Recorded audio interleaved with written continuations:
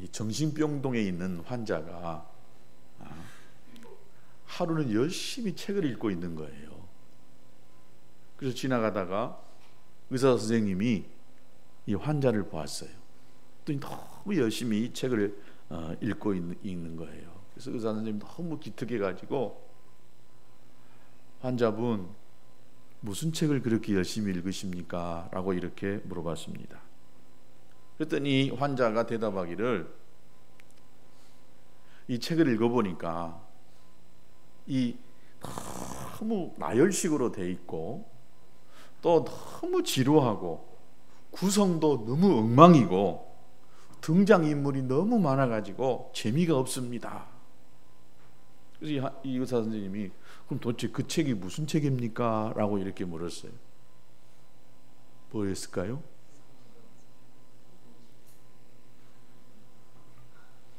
전화번호부 책이었습니다.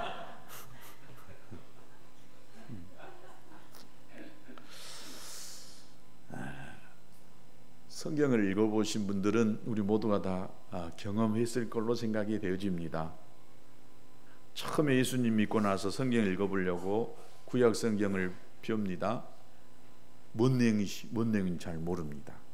그래서 좀 쉬운 성경, 신약 성경을 좀 읽어야 되겠다 싶어서 신약 성경을 딱 펴들고 마태복음 1장을 딱 펴듭니다. 그런데 마태복음 1장 1절부터 보면은 쫙 사람의 이름이 그냥 나옵니다. 누가 누구를 낳고 누가 누구를 낳고.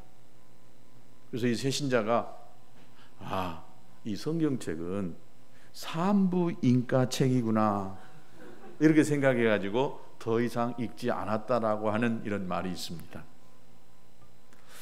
그런데 오늘 우리가 이 본문의 성경 역대상에 보면 1장부터 9장까지를 보면은 전부 여기서도 아담에서부터 시작해가지고 누가 누구를 낳고 딱 이렇게 나옵니다. 그리고 4장에 보면은 유다 자손 이야기가 나오는데 유다의 6대 손으로 46명의 이름이 계속해서 이렇게 기록되어지다가 갑자기 9절 말씀에 딱 오더니 누가 누구를 낳고 여기에서 딱 끼어있는 한 사람이 등장하게 되는데 그 사람이 야베스입니다. 근데 이 야베스는 이 누가 누구를 낳고 해서 딱 이어져 가는 것이 아니라 이 야베스의 이 특별한 사람이다라고 하는 것들을 알 수가 있어요. 왜냐? 오늘 읽은 이 본문에 보면 야베스는 그의 형제보다 귀중한 자다. 옛날 우리 개역 한글판에 보면 존귀한 자다라고 이렇게 기록되어져 있습니다. 그러니까 좀 달라요. 유일하게 그 사람 이름에 대해서 부연 설명을 하고 있는 사람이 있는데 그 사람이 야베스입니다. 여러분 성경에 그 어디도 오늘 이 본문 빼고는 야베스라고 하는 이름이 나오지를 않습니다.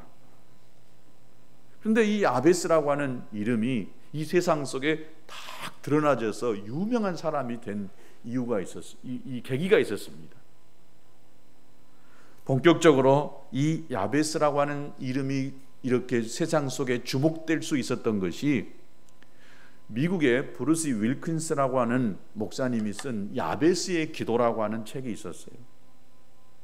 이 브루스 목사님이 이 성경을 읽다가 이 역대상 4장 9절과 10절에 나와 있는 이 야베스라고 하는 이름을 보고 얼마나 감동이 되어졌는지 이 야베스가 했던 이 기도의 내용을 가지고 그렇게 기도하며 살았더니 이 목사님의 삶의 영역에 어마어마한 놀라운 일들이 이루어지기 시작했습니다. 그래서 이분이 그 야베스의 기도라고 하는 아주 조그마한 소책자예요. 한 30분 내지 1시간이면 다 읽어버릴 수 있는 이 책입니다. 그런데 이 책이 미국에서 딱 나왔을 때에 500만 부 이상이 팔렸습니다. 기독교 서적치고는 한 번도 해볼 수 없는 일반 서적보다도 더 판매량이 높은 책이 되어졌습니다. 한국말로 번역이 됐는데 한국말로 100세 인쇄를 한 아주 굉장히 유명한 책이 되고 말았습니다. 이 윌킨스라고 하는 이 목사님이 30년 동안 이 야베스의 기도대로 이 기도해 가지고 그의 삶의 모든 영역 속에 어마어마한 놀라운 축복을 경험했던 이야기가 야베스의 기도인데, 여러분 한번 사서 읽어보실 수 있게 되기를 바랍니다. 그리고 오늘 이 설교를 듣고 여러분의 기도를 이 야베스의 기도처럼 해서 저와 여러분 모두가 다 야베스처럼 아주 존귀한 자가 되어지고 하나님이 저와 여러분의 기도를 응답하실 수밖에 없는 이런 기도를 할 수 있게 되기를 축복합니다. 그래서 기도에서 응답받아서 우리가 하나님의 이 기적 같은 이런 놀라운 삶을 나누는 이 감정들이 여기저기서 많이 쏟아져 나올 수 있게 되기를 주님의 이름으로 축복합니다. 평범한 이 한 권의 책이 이렇게 많은 사람의 관심의 대상이 된 이유가 있었습니다. 여러분 그 책을 사서 보면 알겠지만은 그 책에 이 부제가 있어요. 그 부제가 어떻게 됐냐면은 내 삶을 기적으로 채우는 기도. 내 삶을 기적으로 채우는 기도라는 거예요. 여러분 이렇게 한번 해보고 싶지 않으세요? 전혀 그렇지 않은, 나는 필요 없어, 나는 하나님의 축복이 필요 없어, 나는 하나님의 기적이 필요 없어 라고 하는 이런 이 얼굴 표정입니다. 여러분에게 하나님의 능력이, 하나님의 기적이 일상이 되어지는 이런 삶이 되어질 수 있게 되기를 진심으로 축복합니다. 야베스가 드리는 이 기도는 우리의 인생을 기적으로 만드는 그런 능력의 기도였습니다. 한번 해보고 싶지 않으세요? 해봐야 되지 않겠습니까? 기도를 할 때 이 야베스의 기도처럼 해서 우리가 복을 받을 수만 있다라고 한다면, 기적을 일으킬 수만 있다라고 한다면 이렇게 해야 되지 않겠습니까? 이한 기도를 할 바에 이렇게 기도해서 우리의 삶에 기적을 만들어내고 축복을 받는 저와 여러분 될 수 있게 되기를 진심으로 축복합니다. 이 야베스라고 하는 이 이름의 뜻은 고통, 수고라고 하는 뜻을 가지고 있어요. 그러니까 이름은 별로 좋지 않습니다. 왜 이렇게 이름을 지었느냐? 오늘 9절의 말씀에 보니까 야베스가 그 형제보다도 아주 귀중한 자, 존귀한 자인데 왜 존귀한 자가 되어졌느냐? 그 어머니가 야베스라고 하는 이름을 지었는데 그 이름을 짓게 된 이유가 있어요. 자세하게 나와 있지는 않지만은 이 엄마가 야베스를 한테 굉장히 난산을 했던 것 같습니다. 정확한 이야기가 잘 나와 있지 않기 때문에 그냥 추측해 볼 수가 있는데, 하여튼 아이를 가지기 힘든 상황에서 가졌는지 아니면 낳고 굉장히 어려움 속에서 이렇게 낳았는지, 하여튼 수고로이 이 야베스를 낳았다라고 해서 그 이름을 야베스, 고통이다, 수고다라고 하는, 얼마나 힘들었으면, 이 아기 낳는 것이 얼마나 힘들었으면 야베스라고 이렇게 고통이라고 이름을 지었을까 생각해 볼 수가 있습니다. 우리 대부분의 자녀들 이름을 보면 부모들의 이 소망이 담겨져 있어요. 소망이. 저는 지지난주에 제가 강원도에 가가지고 새로운 사실 하나를 알게 됐습니다. 그게 뭐냐? 왜 이렇게 준서, 은서라고 하는 이름이 많냐라고 하는 비결을 강원도 가서 거기서 알았어요. 무슨 뭐 드라마의 어떤 드라마인가 영화인가의 어떤 그거에 보니까 그 주인공이 이 준서였고 그 여자 주인공이 은서였답니다.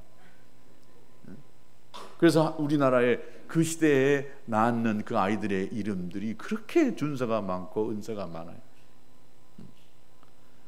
저는 과거에 전에 있던 교회에 그 아이 이름이 욥이라고 하는 이름을 봤어요. 저는 너 이름이 뭐니? 할 때 욥이요. 뭐? 욥. 가슴이 철렁 내려앉았어요. 야, 저 부모는 도대체 얼마나 믿음이 좋길래 아이 이름을 욥이라고 지었을까? 웃는 사람들은 욥이 어떤 사람인지 아는 사람이에요. 욥이 받았던 그 고난이 얼마나 크고 엄청난지 아는 사람들이에요. 그래서 제가 엄마한테 물어봤어요. 아니 왜 이렇게 욥이라고 지었어요? 믿음이 얼마나 좋은지, 욥이 받았던 그 많은 시련과 고난, 이것을 바라보지 않고 마지막 결론에 받았던 그 욥의 축복을 생각하면서 이름을 욥이라고 지었다는 거예요. 그게 믿음이 대단한 겁니다.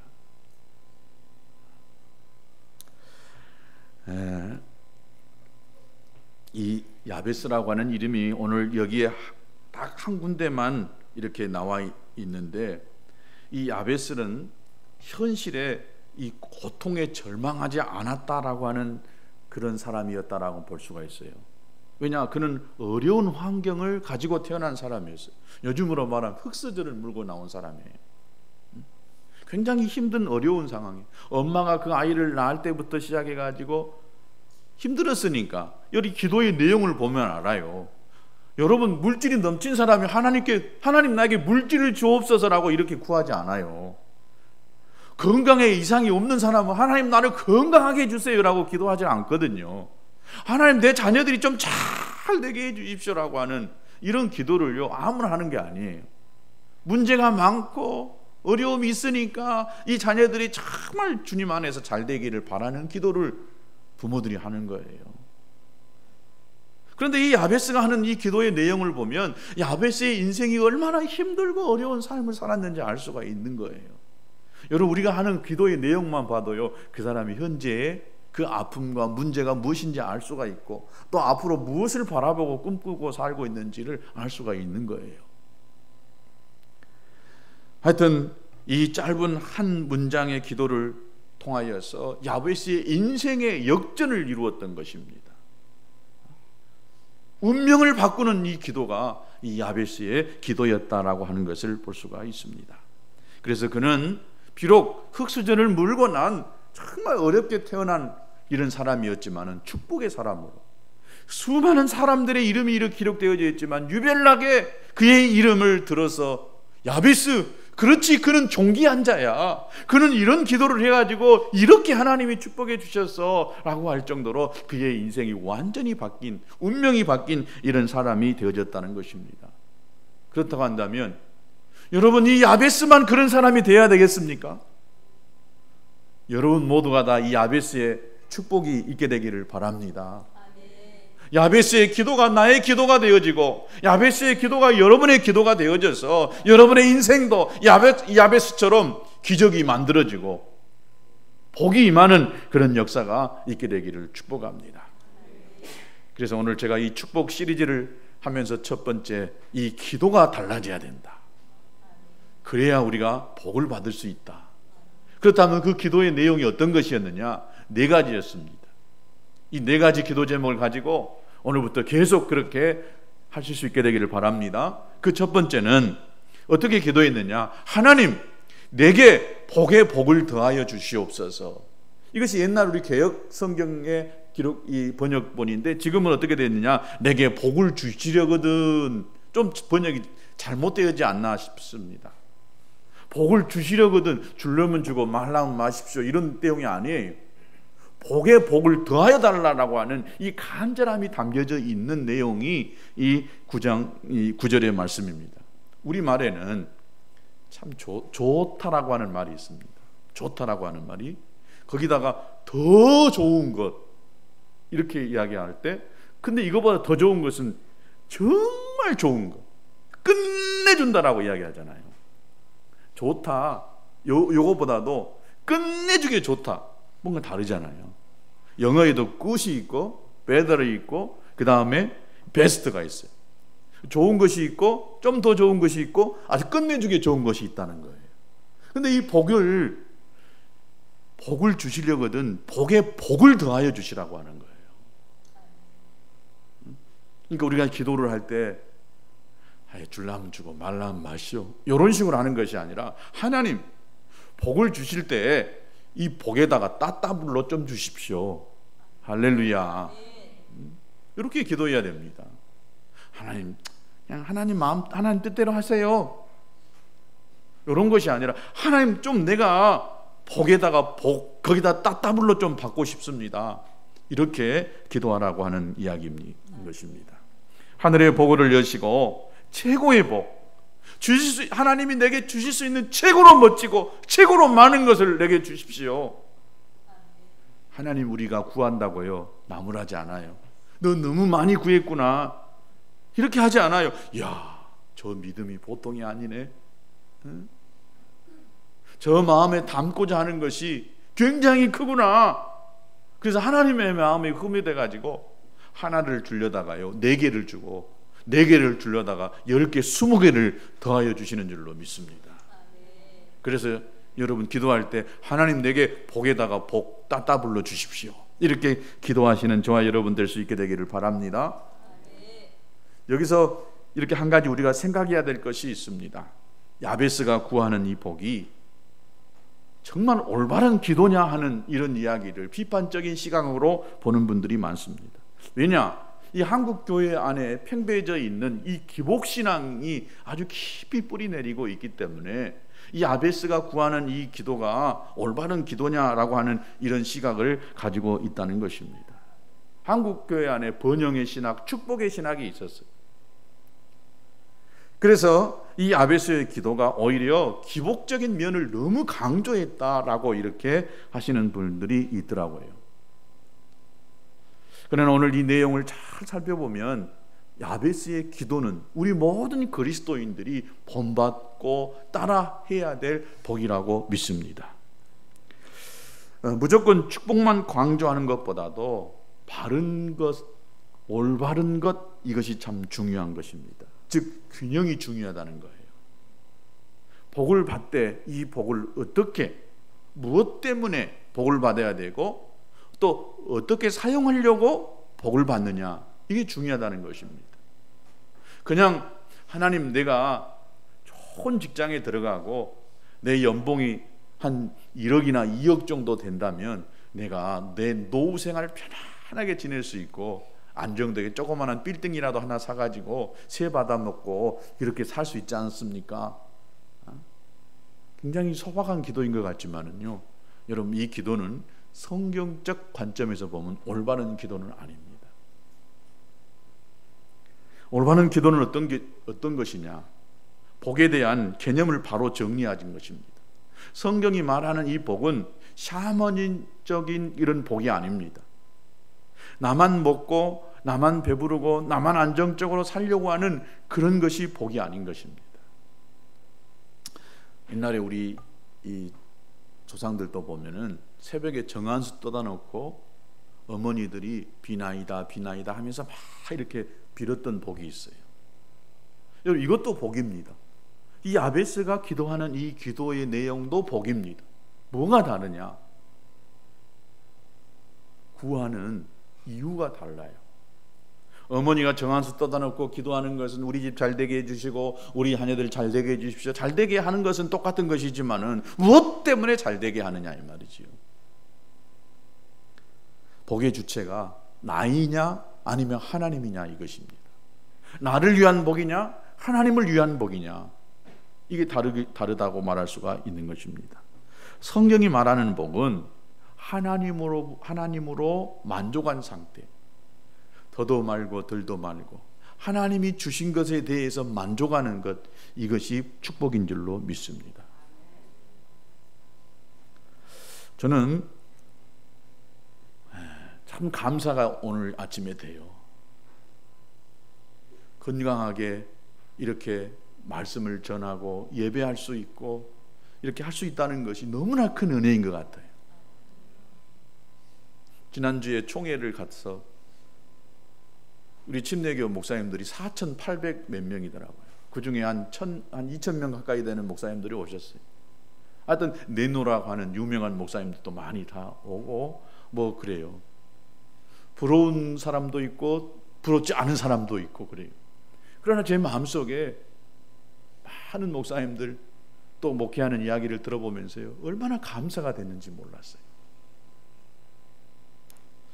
하나님 앞에 올바르게 목회하려고 하는 마음, 욕심을 품지 않고 목회하려고 하는 마음이 있는 것이 너무 저에게는 좋았어요. 내 마음속에 무엇인가 이루려고 하고 막 내 이름을 높이려고 하고 큰 목회를 해서 이런 마음들이 없이 정말 주님의 뜻대로 하려고 하는 그 마음이 있는 것, 그 자체가요 너무 감사했어요. 하여튼 감사할 것이 너무나 많았습니다. 우리가 어떻게 생각하느냐에 따라서요 감사가 나올 수 있고 한없이 비관하고 낭망하고요 그럴 수 있고, 그래서 마음이 완전히 땅에 떨어질 수도 있다는 거예요. 오늘 이 복에 복을 더하여 주신다라고 하는 이 말은 작은 복에서부터요 큰 복에 이르는 축복을 의미하고 있는 것입니다. 즉 많은 이 분량의 복을 가리키고 있어요. 그러니까 조그마한 것에 시작해 가지고 커다란 것, 하나에서 둘, 둘에서 넷, 이렇게 복이 더해진다라고 하는 의미가 있고, 또 여기에는요 육신의 복에서부터 시작해 가지고 영적인 복, 신령한 복에 이르기까지 모든 것들이 다 포함된다는 것입니다. 우리가 육신의 복이라고 하면 어떤 축복이 있을까요? 먼저는 건강의 축복이 있다라고 믿습니다. 건강한 것이 얼마나 축복인지 몰라요. 여러분, 이 손톱 하나에 조그마한 가시 하나가 끼어 있어 보세요. 이 조그마한 가시가요 나의 온 몸을 고통스럽게 만드는 것을 봅니다. 이 건강한 거 얼마나 큰 축복인지 몰라요.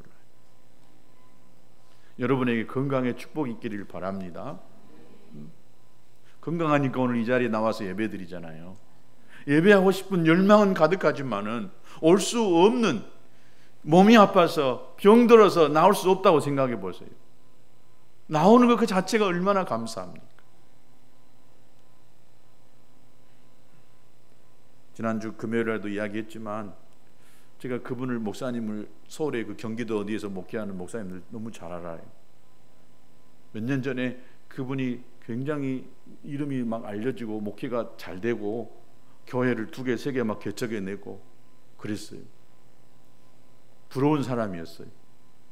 근데 이번에 보니까 아니 그분이 양쪽에 누가 부축을 해줘야만 걸어가는 이런 사람이 되어졌더라고요. 보니까 아마 중풍으로 떨어졌던 것 같아요. 흔들흔들 하면서 막 걸어가는 그 모습을 볼 때에 얼마나 내가 감사하게 됐는지. 나는 큰 목회를 못한다 할지라도 누가 내 2 손을 붙잡고 걸어가는 사람은 안 된 것이 얼마나 감사하냐. 오늘 이 시간까지 내가 이렇게 건강하게 주님을 예배할 수 있는 자로, 말씀을 전하는 자로 설 수 있다는 것, 여러분 이건 큰 축복인 줄로 믿습니다. 여기 복에 복을 더한다는 말, 여러분에게 건강의 복이 더해진다는 이런 말과도 같습니다. 뿐만 아니라 건강뿐만 아니라 물질도 더해져 간다는 거예요. 가난하고 또 궁핍해서 다른 사람한테 손 벌리고 살 수 있는 그런 사람이 아니라, 내가 넉넉하게 마음껏 할 수 있는 것은 아니지만은 그러나 이렇게 살 수 있는 것, 이것이 큰 축복인 줄로 믿습니다. 내 마음을 어디에 두냐에 따라서요 감사가 되기도 하고 오히려 원망과 비관이 될 수도 있다는 것입니다. 그래서 여러분, 하나님 앞에 내게 주시려거든 건강의 복도 주시고, 하나님 내게 주시려거든 물질도 주십시오. 주시되 많이 주세요. 왜요? 이 다음이 이제 중요합니다. 많이 받아야 될 이유가 있기 때문에 많이 받아야 됩니다. 저는 우리 성도들 가운데 큰 부자가 나올 걸로 믿어요. 부자도 보통 부자가 아니라 큰 부자가 나오기를 기도하고 있습니다. 또 이 복은요, 복에 복을 더해주라고 하는 이 말은 부모의 복이요 자녀에게, 그 자녀에게, 자손 만대에 계속해서 그 복이 더해져가는 이런 복이라고 볼 수가 있습니다. 출애굽기 20장 6절에 보니까 하나님을 사랑하고 그 계명을 지키는 자에게 은혜를 베풀어서 수천 대에까지 이르게 하리라. 하나님이 복을 주시는데 그 복이 자손을 타고 흘러내려간다는 거예요. 이런 축복이 여러분에게 있게 되기를 바랍니다. 아무리 잘 되더라도요 이 복이 자녀에게 이어지지 못하고 자녀가 그렇게 힘들게 하고 고통스럽게 산다라고 한다면 여러분, 그건 절대 축복이라고 말할 수가 없습니다. 자녀들이 별의별 전문직을 가지고 돈을 많이 버는 이런 사람이 된다 할지라도 여러분, 그 자녀가 하나님의 손에 붙들려 있지 않다라고 한다면, 하나님의 뜻대로 살지 않다라고 한다면 여러분, 그건 절대 복이 아닙니다. 공부는 좀 못해서 좋은 대학 못 가고, 아니 대학 못 가더라도요 그의 인생이 하나님의 손에 붙들려서 정말 하나님을 사랑하고 주님의 나라를 꿈꾸며 주님을 마음껏 섬길 수 있다고 한다면 여러분, 그 자녀는 진짜 훌륭한 자녀인 줄로 믿습니다. 꼭 좋은 대학 가는 것만이, 또 좋은 직장에 들은 것만이 축복이 아닙니다. 바르게 올바른 생각을 가지고 살 수 있도록 하는 이런 가르침을 이 부모가 어려서부터 자녀들에게 줘야 되는 줄로 믿습니다. 그래서 하나님께서 우리를 축복해 주시는 것은 우리를 통해서 다른 사람들이 잘 되게 하는 것, 나를 통해서, 내 자녀를 통해서 다른 사람이 정말 예수님을 만나고 영생을 얻고 또 모든 영역에서 복을 받도록 하기 위한 이것이 되어야 한다는 것입니다. 공부를 위해서도 왜 공부해야 되냐? 돈을 벌어도 왜 돈을 벌어야 되느냐? 나 잘 먹고 잘 살기 위한 것이 아니라 다른 사람을 잘 먹고 잘 살게 하기 위해서, 이게 중요한 것입니다. 똑같이 돈을 벌고 잘 되더라도 무엇 때문에 잘 되냐 이거죠. 왜 잘 돼야 되느냐? 당신은 하나님의 축복의 통로, 여러분은 하나님의 축복의 통로, 축복의 통로가 돼야 되는 거예요. 하나님 내게 주시면 이 주신 것 가지고요 마음껏 내가 나누고 살겠습니다. 벌써 다르잖아요. 안정적으로 뭐 연봉을 얼마 받아서 어느 정도 내가 이걸 가지고 내가 살고 나누고 요즘 것이 아니라 가지고 내가 주려고 사는 이런 삶을 하나님은 쓰시고 복을 내려주시는 줄로 믿습니다. 그런데 문제는 이 축복을 가로막고 있는 장애물이 있다는 것입니다. 뭘까요? 조급함입니다. 조급함. 이 하나님의 축복을 믿고 인내하고 기다려야 하는데 이 조급함 때문에 하나님의 축복을 그르칠 때가 많습니다. 하나님 우리에게 복을 주시기를 기뻐하세요. 하늘의 복을 여셔서 하늘의 신령한 것들을 저와 여러분 모두에게 또 자녀들에게 주시기를 원하십니다. 우리가 부족하고 연약하지만 이 풍성한 은혜로 하나님은 늘 채워주시기를 원하시는 거예요. 왜냐하면 하나님 우리의 아버지시기 때문에. 쉽게 생각하면 부모가 자녀에게 무엇인가 막 주려고 하잖아요. 자녀가 조금 무엇인가 부족하다 싶으면은요, 부족한 그 자녀에게는 부모가 더 주고 싶어 하는 것입니다. 자녀가 부족할수록 그 부족한 것들을 뭔가 내가 채워주고 싶어 하는 것이 부모의 심정인 것입니다. 하나님은 내가 연약할수록 더욱 귀하게 여기시고 더 선한 것으로 우리에게 채워주시기를 원하시는 하나님이신 줄로 믿습니다. 그렇다면 우리들이 하나님의 자녀로서 복을 구하는 것은 너무나 당연한 거예요. 자녀가 부모에게 뭘 달라고 하는 것, 이거 절대 잘못된 것이 아닙니다. 만약 자녀가 필요한 것이 있는데 혼자 끙끙 앓고 있어요. 그럼 부모가 속 터지잖아요. 내가 해줄 수 있는데, 내가 가지고 있는데 나한테 말만 한 번 했더라도 구하라, 주라고 한 번만 했더라고 한다면 내가 줄 수 있을 텐데 혼자 그냥 끙끙 앓고 있다라고 생각해 보세요. 얼마나 속이 터지겠습니까? 사랑하는 여러분, 건강이 필요한 분이 있다라고 한다면 건강을 위해서 하나님께 구하실 수 있게 되기를 바랍니다. 안 구하니까 안 주시는 거예요. 구하세요. 물질이 필요하십니까? 그럼 물질을 놓고 하나님께 기도해 보세요. 아이고 해도 안 되더라. 여러분, 이건 조급함입니다. 축복을 가로막고 있는 장애물인 조급함입니다. 인내해 보시면서 하나님이 주실 때까지 구하시는 거예요. 그리고 이렇게 기도하시기 바랍니다. 하나님, 나로 하여금 복 주실 때에 내가 교만하지 아니하고 하나님의 영광을 위해서 살게 해주십시오. 설령 내가 원하는 대로 이루어지지 않는다 할지라도 인내하게 하시고 더 선한 하나님의 뜻을 구하게 해주십시오라고 하면서 하나님께 구하시는 저와 여러분 될 수 있게 되기를 바랍니다. 두 번째 기도해야 될 것이, 첫 번째는 복에 복을 더하여 달라고. 복을 주실 때 따따블로 주시라고. 주려면 주고 말라면 마는 것이 아니라 하나님 줄 때 많이 좀 주십시오 라고 이렇게 구하시고, 두 번째는 나의 지역을 넓혀달라고 구하라는 것입니다. 이것은 내 삶의 영향력을 확대해달라고 하는 기도라고 볼 수가 있습니다. 나의 삶이 하나님을 위하여 더 많이 사용되어지기를 소망하는 그런 기도라고 볼 수가 있습니다. 야베스는 자신의 삶의 전부가 하나님을 위하여 더 많이 쓰임받기를 갈망하고 있었던 것입니다. 가능하면 더 많은 부분이 더 크게 하나님께 쓰임받기를 구하는 기도였다라고 볼 수가 있습니다. 혹시 우리들 가운데에 이런 세상적인 복을 구하는 것이 잘못된 것은 아닐까라고 이렇게 생각하고 망설이는 분이 있다라고 한다면 여러분 그것들을 다 떨쳐버리시기 바랍니다. 우리 아버지는요, 우리의 마음의 중심을 아시고 우리가 구하는 이 모든 것들을 더하여 주시는 분이십니다. 우리가 지금 이대로 이 모습 이대로 끝나기를 원하시는 것이 아니라 더 크게 더 우리의 영역이 넓어지는 이런 상황 속에서 하나님께 쓰임받기를 원한다는 것입니다. 야베스는 이 기도를 드림으로 하나님의 응답을 받았고 이 기도를 드림으로 하나님께서 그의 이름을 이 역대상 4장의 수많은 이름들 가운데에 그의 삶을 어떻게 살았는가, 그의 기도가 무엇이었길래 이렇게 하나님께서 존귀한 자로 여겨졌는가 이렇게 기록하고 있다는 것입니다.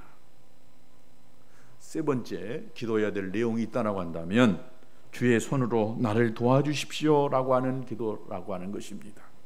이 기도는 주님의 능력을 의지하는 기도인 것입니다.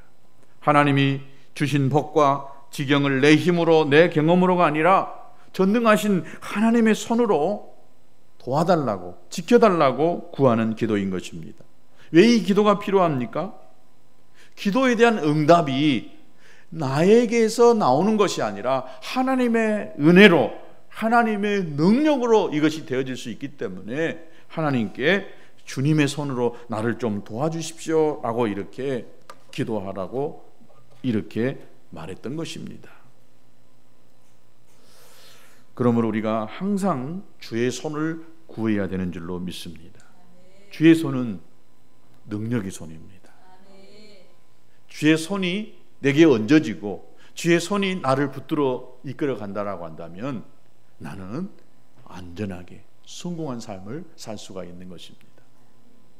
여러분 주의 손을 구할 수 있게 되기를 바랍니다. 시편 89편 13절에 주의 팔에 능력이 있사오며 주의 손은 강하고 주의 오른손은 높으십니다. 또 사도행전 11장 21절에 주의 손이 그들과 함께 하심에 수다한 사람이 믿고 주께 돌아오더라. 하나님의 손이 있으니까 그 하나님의 손이 수많은 사람들이 주님께 돌아왔다는 것입니다. 도움을 줄 수 없는 사람이나 방백을 의지하지 말고 도움을 줄 수 있는 하나님을 의지하는 저와 여러분 될 수 있게 되기를 바랍니다. 하나님의 손을 구하면 하나님의 손이 나를 지키시고 보호하시는 줄로 믿습니다. 로마의 이 기독교 박해 시절에 노라 펠릭스라고 하는 교회 지도자가 있었어요. 펠릭스, 노라 펠릭스. 간원들이 그를 체포하러 다녔어요. 그러자 이 노라 펠릭스라고 하는 오늘날로 말하면 목사님이시죠. 산속으로 들어가서 굴 속에 숨었어요. 그런데 이 간원들이 산에 와가지고 막 이 펠릭스를 찾아다니는 거예요. 밖에서 소리가 들린 것입니다. 근데 이 굴 속에서 이 펠릭스라고 하는 사람이 하나님께 기도합니다. 어떻게 기도했느냐? 하나님, 내 생명을 받아주십시오. 주님의 손에 의탁합니다. 그리고는 간원들의 이 소리가 가까이 올 때에 그렇게 기도를 했지만은 이제 자기는 잡혀서 이제 죽을 수밖에 없겠다라고 하는 이런 생각을 가지고 있는데 이상하게도 밖에서 사람들의 소리는 들리는데 굴속 안으로 들어오지를 않는 것입니다. 그러더니 조금 후에 이 수색대원들이 다 철수하고 돌아갔어요. 이상하다 싶어서 나가서 밖에를 살펴보는데 나가려고 하는데 굴 입구에 거미줄이 그렇게 많이 쳐져 있는 거예요. 거미줄이. 그래서 이 수색대원들이 수색할 때에 굴 속에 거미줄이 쳐져 있으니까 분명 여기는 사람이 들어가지 않았다라고 생각하는 거예요. 그리고 굴 안에 수색을 하지 않고 밖에서만 막 수색하다가 돌아갔다는 것입니다. 여러분, 하나님의 손이 이 펠릭스와 함께 하니까 그 밖에 철조망으로 굳게 닫혀진 이 문보다도 거미줄, 그 거미줄이 이 펠릭스를 보호할 수가 있었던 것입니다. 아무리 큰 바위가 이 굴 문 앞을 가로막혔다 할지라도 굴을 옮겨서 들어와서 잡아갈 수가 있었던 것입니다. 하나님이 아시니까 별 볼 일 없는 거미줄이지만은 이 거미줄을 통해서 하나님이 하나님의 사람을 지켜주었던 것입니다.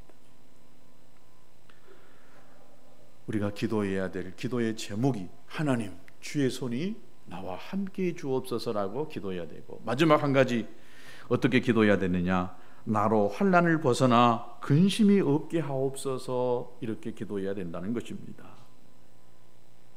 여러분, 처음에 시작했듯이 야베스의 인생은 태어날 때부터 참 힘든 삶을 살 수밖에 없었습니다. 엄마가 그랬지, 자기의 인생이 결코 어떤 사람들 앞에 드러낼 만한 삶은 아니었어요. 그 인생고가 어떤 것이 있는지는 모르겠지만은 분명 그가 가지고 있는 것은 아마 다른 사람보다도 훨씬 더 못한 삶을 가지고 태어난 사람이었을 것이다 라고 이렇게 생각이 되어집니다. 하나님은 본래 인간을 이 땅에 창조하시고 세상 모든 만물을 창조하시고 이 땅을 두셨을 때에 하나님은 우리에게 복을 주시려고 이 땅에 태어나게 하셨습니다. 생육하고 번성하고 땅에 충만하고 땅을 정복하고 땅을 다스리도록 하기 위해서 하나님이 인간을 이 땅에 두셨다는 거예요. 저와 여러분이 이 땅에 태어나게 하신 것은 우리가 가지고 있는 인생고 때문에, 나의 이 육신의 질병 때문에, 이 가난 때문에 우리가 고통스럽게 우리의 인생을 끝내는 것을 하나님이 원치 않는다는 것입니다. 비록 야베스처럼 그가 어렵고 힘들게 태어나서 어려운 삶을 가지고 살았다 할지라도 하나님이 그 인생을 바꾸시길 원하세요. 그 인생을 역전시키길 원하시는 거예요. 저와 여러분의 인생도 역전시키길 원하십니다. 우리가 가지고 있는 그 문제를 바꾸어서, 고통을 바꾸어서 축복으로 이끌어 가시기를 원하신다는 것입니다. 우리는 어떤 일을 하든지 절대로 하나님이 얼마든지 우리의 인생을 변화시키고 바꿀 수 있다라고 하는 이 사실을 우리가 믿어야 될 줄로 믿습니다. 우리가 하나님 앞에 복을 달라고 구하면은 하나님은 복을 주십니다. 구하지 않는 자에게 하나님은 주시지 않으세요. 구하는 자에게 하나님이 주십니다. 그러면 이 야베스가 기도했을 때에 어떤 응답을 받았느냐? 어떻게 이야기합니까? 이렇게 하옵소서 하였더니 하나님이 그가 구하는 것을 허락하셨더라 그랬습니다. 구하였으니까 하나님이 그가 구하는 것을 허락해 주었다. 여러분, 우리의 기도가 응답받는 기도가 돼야 됩니다. 어떻게 기도해야 응답받느냐? 하나님이 기뻐하시는 기도를 해야 응답받는 거예요. 하나님이 들어볼 때 하나님이 몹시 마음이 상하고 이건 아니다 싶으면 하나님 응답하지 않아요. 그러나 기도를 들을 때에 하나님의 마음에 기쁨이 있으면 그 기도는 반드시 응답되는 줄로 믿습니다. 그럼 한나를 보면 알합니다.